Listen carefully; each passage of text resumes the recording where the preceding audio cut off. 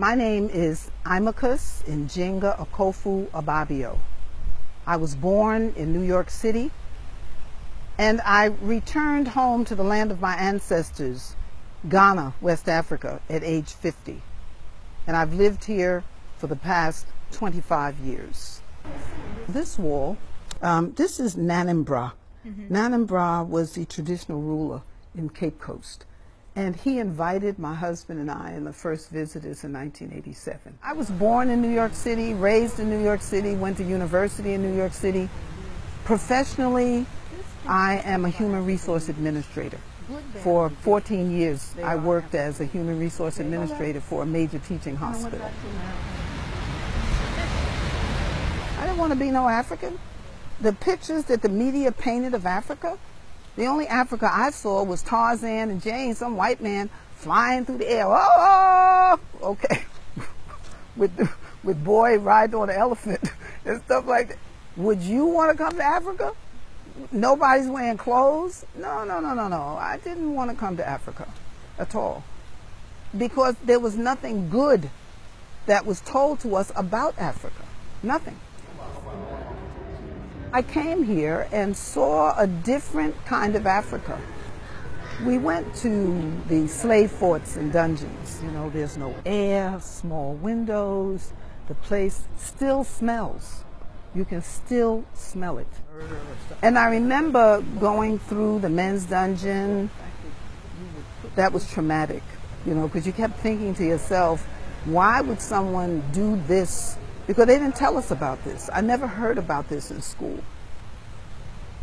Then I went into the women's dungeon, and when the group was leaving, I asked the man, I just would like to stay behind for a few minutes. This is the women's dungeon. And as I stood there in that dungeon, you know, the room started like filling up. There were women in there. They were women. They were naked. Some of them were half dressed. They were crying. People were screaming. And I remember being terrified, screaming. And then it was like all of a sudden, you know, it's not even all of a sudden, like gradually, I could feel people touching me, you know, soothing me, saying, it's all right. You're home. You're safe. Welcome back. Don't cry. And they just kept, you know, how someone comforts you. Then all of a sudden it was like, just like they came, they went away. Little at a time, it was like, until I was sitting on the ground all by myself. And I couldn't move. But then when I got up and I came out of the dungeons, it was like it was dark, getting almost to nighttime. But I knew when I crossed that threshold and came out of that dungeon that I would never be the same person again. Never. And I knew then that Africa, Ghana, was going to be my home. And in 1990, we moved. We packed up everything. We sold everything that we could sell.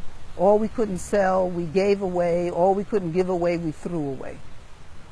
And we just packed up a few things, like my books and things like that, and we came to Africa. They thought we were mad. Even today, people think you're crazy when you say you're coming to Africa. If you say you're going to Paris, like, oh, bring me some perfume, it's so wonderful. But when you say you're going to Africa, they would ask, why would you leave America to come here to suffer? I said, really? This is suffering? I suffered in America. You know, I lived through the civil rights movement. Everything we ever got in America, we fought for. I don't hate America. I don't like it. Hate is a strong word, but I don't like it. I love Africa. Okay. And everything in Africa is not perfect. And I didn't fall out of my treehouse, so I'm not going to where there's a war. I look for peace. But I love Africa and what Africa represents for me, and prayerfully for my children and my grandchildren, my great-grands, and for those yet unborn.